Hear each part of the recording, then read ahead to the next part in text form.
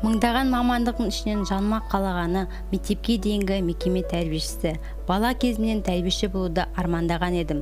Осы арман мақсатпен Орал гуманитарлық колледждің мектепке дейінгі тәрбие және оқыту мамандығына оқуға түстім.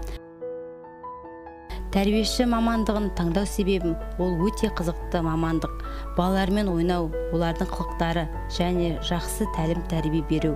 Әрине, ата-ананың тәрбиесіне ештеңе жетпейді ғой, бірақ балалардың жақсы азамат пен азаматша болуына кішкене болсын өз үлесімді қосқым келеді.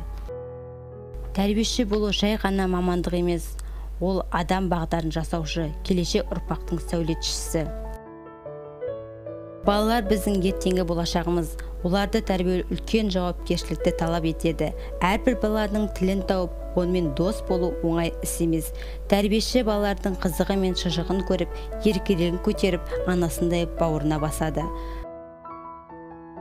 Балабақшаға келген балалардың жүздері сондай жарқын, көңілді, бақытты балық шақтары осындай қуанышты.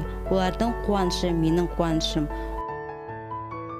Біз болашақ тәрбиешілер тәуелсіз еліміздің болашағы үшін құстың қанатындай су болса да көмегімізді тигізсек деген мақсатымызды алға қоюдамыз.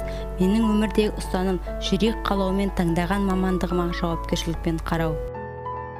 Осылай біз барлығымыз бірге білім жолында келе жатырмыз. Балалардың жаманнан жиреніп, жақсыдан үйреніп, айналада қоршаған ортаны танып білуде, ал мен олардың барлық жақсы қасиеттерін өз бойларына сіңіре білуіне қызмет етуден жалықпаймын.